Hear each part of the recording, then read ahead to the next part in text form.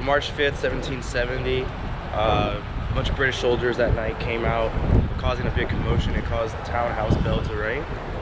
This alarmed the colonists. Many of them thought it meant that there was a fire. Coming outside and seeing no fire, many of the colonists surrounded a guard or sentry at the king's custom house where they were hiding the king's money. He quickly feared for his life and knocked and rounded up more soldiers that night, which then things started to escalate. Snowballs or sticks were being thrown until eventually the British fired upon the colonists there, and this resulted in 5 people losing their life. And this is the site where it happened. Behind me is the royal house. Here's where the people were first shot.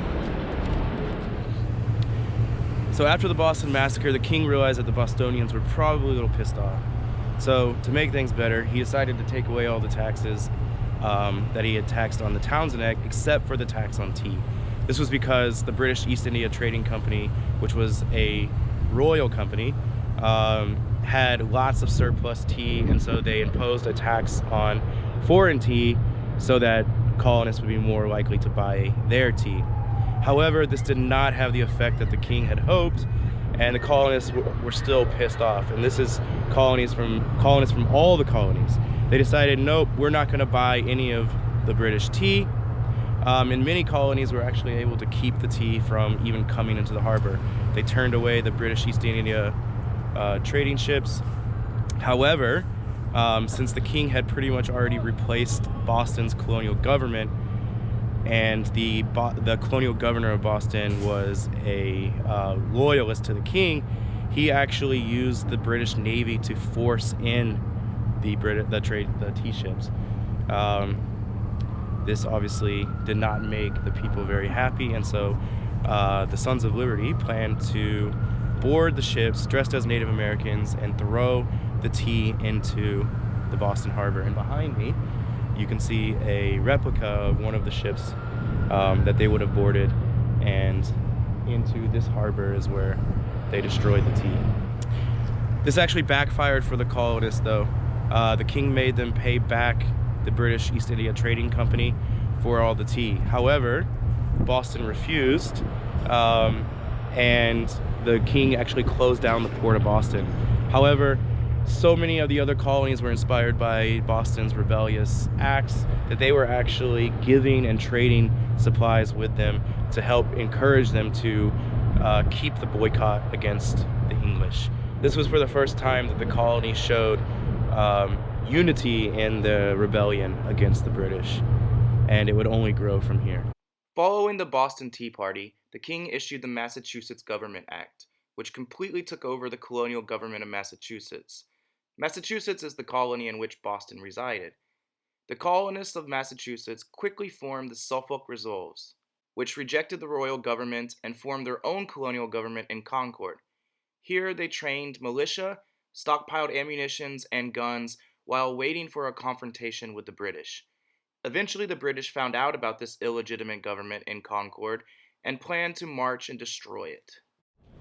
Behind me you can see Old North Church. It's from here where the famous line, "One if by land, two if by sea," comes from. The plan was to hang one lantern if the person up there saw that the British were going to Concord by the land route, and hang 2 lanterns if they saw them going by the sea route. This would give the riders, Paul Revere and Dawes, chance to warn the Minutemen along the way that the British were coming, and thus put up a resistance to stop them from getting to Concord. So there you can see, it's from the very top where the lanterns were hung.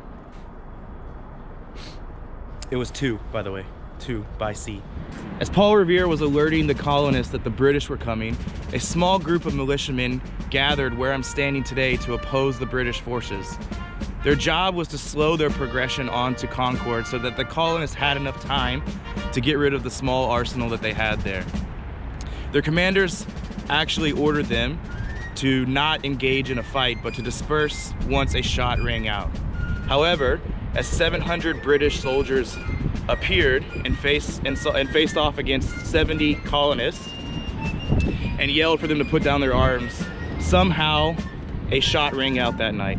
No one knows who shot first, but it became known as the shot heard around the world and kickstarted the American Revolution. And I'm here standing now on the battlefield itself.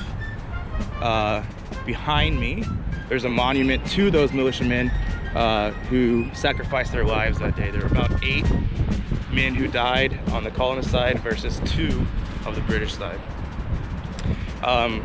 The colonists ultimately failed in this battle as the British continued to march on towards Concord. But after the battle at Lexington, the British soldiers proceeded on to Concord. Here their plan was to destroy the arsenal that the colonists had built up there. Concord was also the seat of the illegitimate government that Massachusetts had made after the king had basically taken over their government. Due to the skirmish at Lexington, however, the colonists actually had enough time to get rid of most of that arsenal. The British did find some of that arsenal, however, and they proceeded to burn it. While burning it, it created flames, and as militiamen from surrounding towns began to pour into Concord, they saw these flames and thought that the British were actually burning the city of Concord. This, of course, angered them, and roughly about 2,000 militiamen came to oppose the British. They met here at this bridge behind me, North Bridge, to take on the British. As a result, the British were actually defeated, and the colonists were able to chase them all the way back to Boston. Now, the significance of this is obviously that this was the first battle of the Revolution, and this gave the colonists hope that they would actually maybe pull this thing off.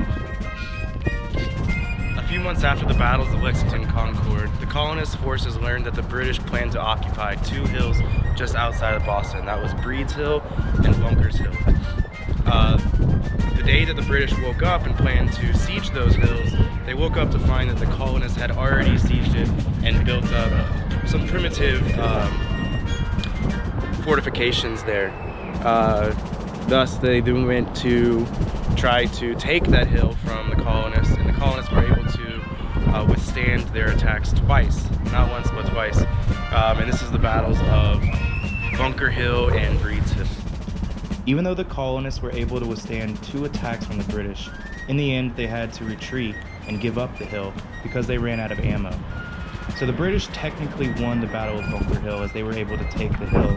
However, the colonists viewed this as a huge success for them because the British had to sacrifice so many lives in order just to take it. This gave the colonists a lot of encouragement as they were now heading into the American Revolution, which began in Boston. However, due to the skirmish at Lexington, the colonists actually had enough time to get rid of that arsenal that the British... One more time.